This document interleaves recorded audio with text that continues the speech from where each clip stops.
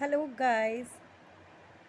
जो भी मैं पढ़ती हूँ वह मैं आपके साथ शेयर करती हूँ, क्योंकि मैं सोचती हूँ शेयरिंग करने से और ज़्यादा नॉलेज मिलती है जो कि आपको भी हेल्प करेगी। मैं जो पढ़ रही हूँ वह मैं NCERT class 10th first chapter chemistry, chemical reactions and equation.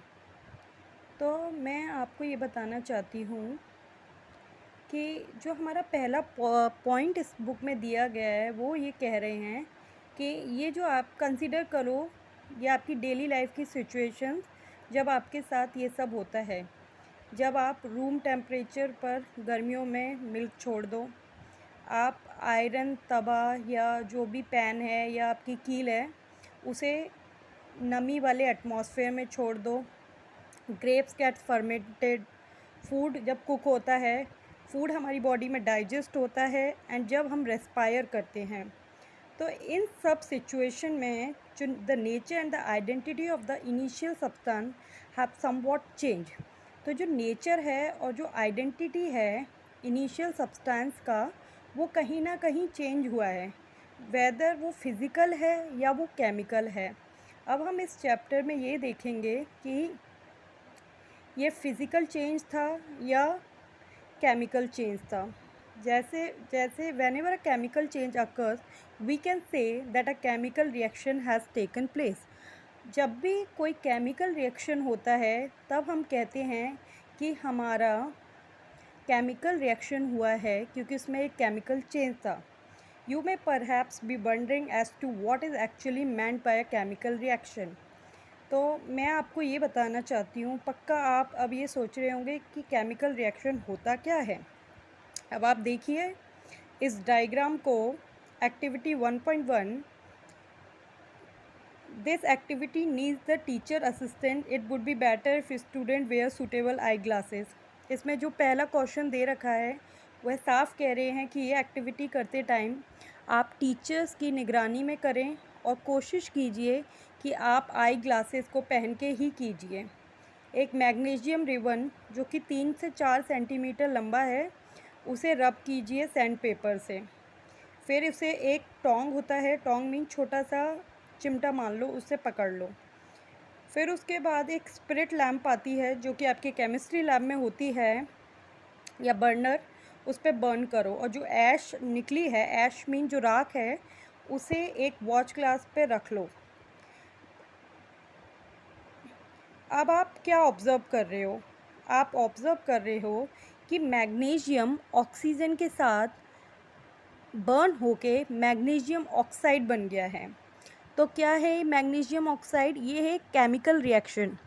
Chemical reaction इसलिए है क्योंकि अब हम दोबारा इसे केमिकल मैग्नीशियम और ऑक्सीजन में अलग अलग नहीं कर सकते। तो जो भी रिएक्शंस एक साथ जब काम करें और वो एक प्रोडक्ट बनाएं, उसके बाद वो प्रोडक्ट वापस सेपरेट नहीं हो सकता रिएक्टेंट में, उसे कहते हैं chemical reaction. Okay, you must have observed that magnesium ribbon burns with a dazzling white flame and changes into a white powder। मैंने अभी जो भी आपको बताया वो इसके बारे में बताया गया।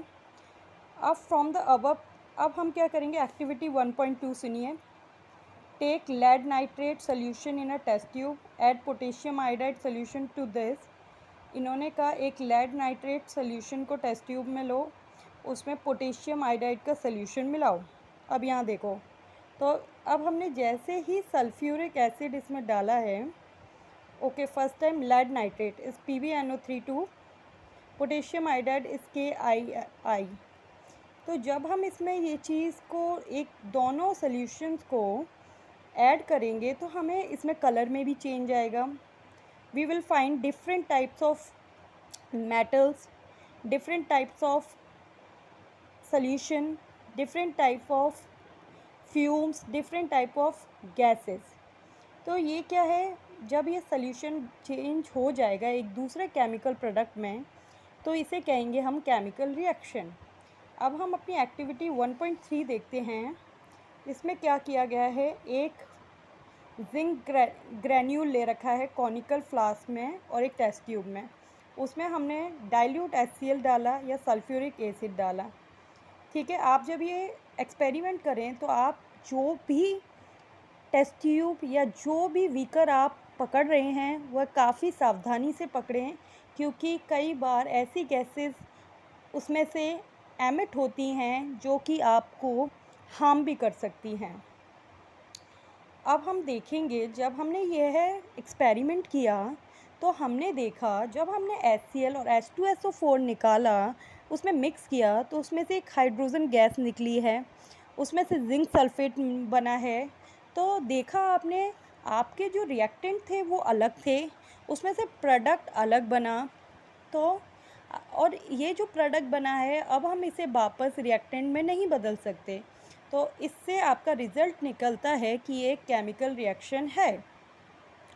ओके, अब हमारी केमिकल इक्वेशंस मैंने आपको जैसा जैसा अभी समझाया था कि जब आप लेफ़्ट साइड में, अब आप देखेंगे ये ब्लू कलर का, ये देख रहे होंगे आप, मैग्नीशियम और oxygen that changes to magnesium oxide.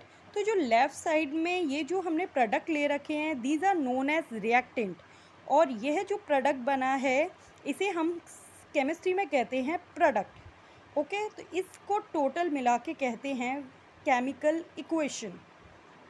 Okay, now we come to next page. अब हमें जब भी केमिकल इक्वेशन लिखने के लिए बोला जाए, आप इसी फॉर्म में लिखेंगे, लाइक दिस। मैग्नीशियम ऑक्सीजन मिलकर बने हैं मैग्नीशियम ऑक्साइड। ओके, आप जब भी ये केमिकल इक्वेशन लिखें तो आप कोशिश कीजिए कि केमिकल इक्वेशन को बैलेंस ही करिए, क्योंकि हर रिएक्शन को बैलेंस की ज़रूरत होती है, जभी वह आपको एक सूटेबल प्रोडक्ट प्रोड्यूस करेगा। जैसे जिंक और सल्फ्यूरिक एसिड जब बना तो जिंक सल्फेट बनाया और हाइड्रोजन दिया।